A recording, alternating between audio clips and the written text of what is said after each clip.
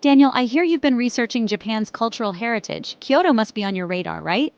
Absolutely, Dr. Schlegel. Kyoto's history and beauty fascinate me.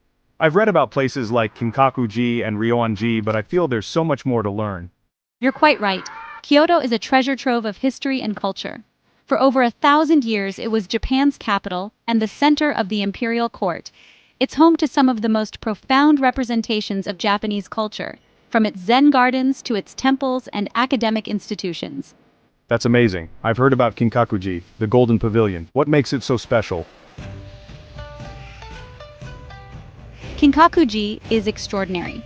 Built in the late 14th century as a retirement villa for the shogun Ashikaga Yoshimitsu, its top two stories are covered entirely in gold leaf, which shimmers beautifully against the surrounding pond and gardens. After Yoshimitsu's death, it was converted into a Zen Buddhist temple. Although the original structure was destroyed by fire in 1950, the meticulous reconstruction in 1955 preserved its splendor. It sounds like more than just a temple, it feels symbolic. Exactly.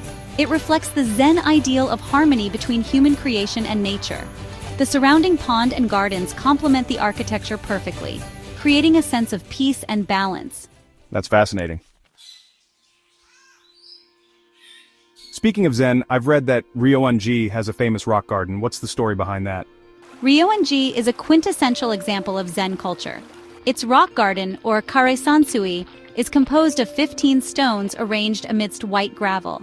Interestingly, from any vantage point, only 14 stones are visible at a time, a subtle reminder of human imperfection. The design encourages contemplation, inviting visitors to find their own meaning within its simplicity. That's profound. I've never thought of a garden as a philosophical experience before. That's the essence of Zen, finding meaning in simplicity. It's also why Kyoto's Zen gardens have inspired countless architects, artists, and thinkers worldwide. Kyoto seems to be a city of learning as well.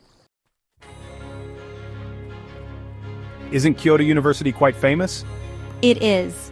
Kyoto University is one of Japan's most prestigious institutions and a global hub for research and innovation. Its history dates back to 1897, and it has produced Nobel laureates in fields like physics and chemistry. The university embodies the city's spirit of intellectual and cultural pursuit. That's inspiring. Kyoto really seems to honor its past while embracing the future. What about its connection to the shoguns? The shogunate played a significant role in shaping Kyoto. While the administrative capital moved to Edo, modern-day Tokyo, during the Tokugawa shogunate, Kyoto remained the spiritual and cultural heart of Japan. Many of the grand structures, like Nijo Castle, reflect the influence of shogunate governance and their relationship with the imperial court. Nijo Castle? That's new to me. What's its significance? Nijo Castle was the residence of the Tokugawa shoguns when they visited Kyoto. Its architectural features, like the famous nightingale floors that chirp underfoot, were designed to detect intruders. The castle also served as the site where the last shogun formally returned power to the emperor, marking the end of the Edo period in 1868. That must have been a pivotal moment in Japanese history. Kyoto really seems to encapsulate so many layers of culture. It truly does. For example, Chungsu Temple offers another perspective. While less famous internationally, it's a serene retreat with deep ties to Buddhist philosophy.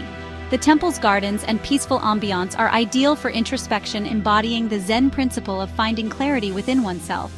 That sounds like a place I'd love to visit. Are there other cultural highlights I shouldn't miss? Definitely. Kyoto is renowned for its tea houses, where you can experience a traditional tea ceremony, and Gion, the historic district known for its geisha culture. But don't miss the seasonal beauty, especially the cherry blossoms in spring and the autumn foliage. Both are central to Japanese appreciation of nature's fleeting beauty. Enjoy your journey. It will undoubtedly be unforgettable. I can't wait to experience it all firsthand. You're most welcome, Daniel. When you visit, take your time to absorb the atmosphere and let Kyoto's timeless beauty inspire you. Thank you so much, Dr. Schlegel. I feel like I've gained a deeper understanding of Kyoto's cultural richness. It does. Kyoto is not just a city. It's a living canvas of Japan's heritage. Every temple, garden, and street tells a story, offering visitors a glimpse into centuries of tradition and innovation. Kyoto really seems to blend history, culture, and natural beauty seamlessly.